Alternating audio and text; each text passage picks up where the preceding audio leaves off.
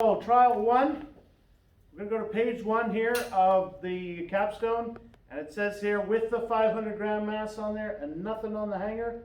We're just going to start the recording, and I'll let this go. There you go. As expected, you can hit stop. As expected, you can see here's where the car was sitting still, here's where I stopped it, but as it was going, it was accelerating. So we should get a quadratic graph, right? So you can kind of zoom in on what we're interested in here, like that a little bit. Stay away from the spots where I grabbed it or was still holding on, and you can kind of zoom in. And what we're interested in doing here is getting the height of that hanger, and obviously if the cart moves 10 centimeters here, that hanger fell down 10 centimeters. So we can get the information pretty easily. We use two different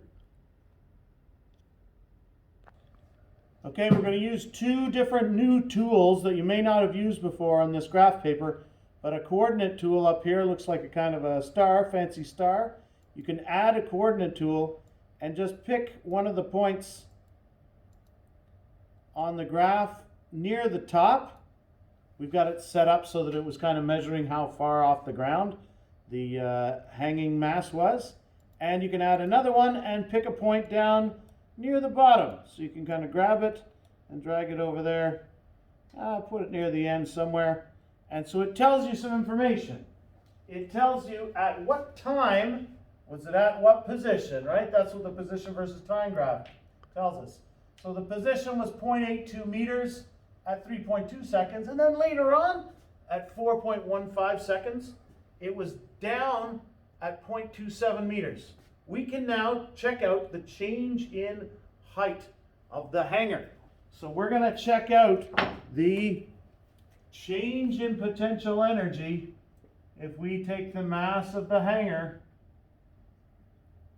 times G times the change in height. So we can read that from the graph.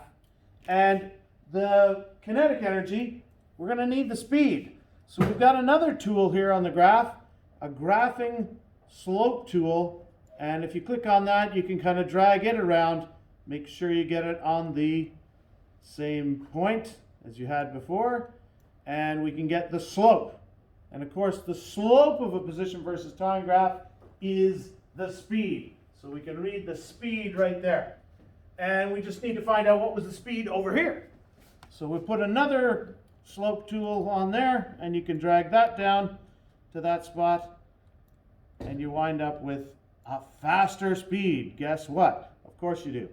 So once you have those pieces of information, we're going to go to the D2L quiz, which I've got open here. And you can put in, we're going to need the mass of the cart, which we'll get in a second. Mass of the hanger, which we know is 50 grams, so that's 0.050 kilograms.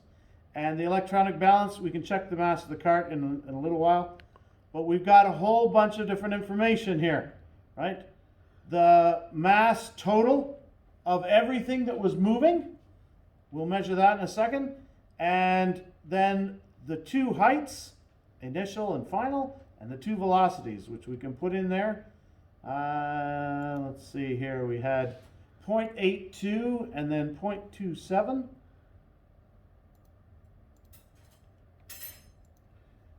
.82 and 0.27 meters. We're going to need the difference of those, and then the speeds were 0.38 and 0.77. 0.38, and those are of course are meters per second, and 0.77 meters per second. It got faster. So just for that, we'll check the total. Okay, so the total mass of everything that was moving, getting speed, of course, the hanger, the cart, the 500 gram mass, string even, all of that stuff was getting speed, so it's part of the kinetic energy calculation. So 1.05135. 1.05135. 1.05135 kilograms. So we've got everything we need now. You don't need the mass of the cart if we're going to measure it every time here, or just add 100 grams to that each time. We can use that. So there's trial 1, and it's the information we need put into D2L. Now we're going to have to do some calculations for trial 1. Okay, so the next trial is simply to add 100 gram mass to the cart. So we got an extra 100 grams of the whole system. We haven't changed the mass of the hanger. We'll just do this again. So we're getting a nice few trials out of this. There we go. Same shape of graph, and we'll just zoom in on that like we did before. Stay away from the ends so that we're not getting any place where our hands were touching it. And we can zoom in, and we should be able to do exactly the same thing. Figure out where it was. 2 different places. And figure out how fast it was going in 2 different places.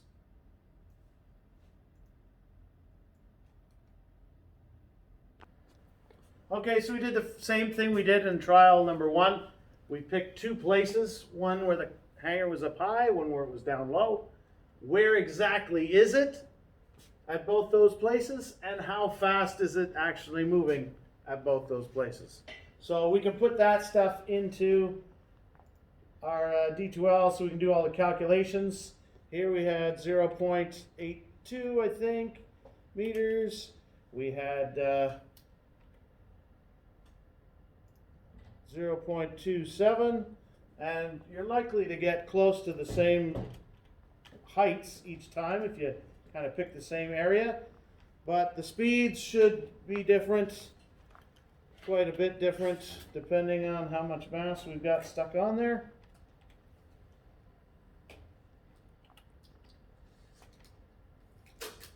And again, you can also check now, we've added 100 grams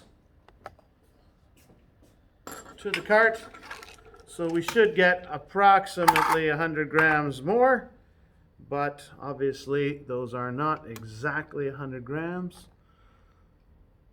1.15126. 0.15126.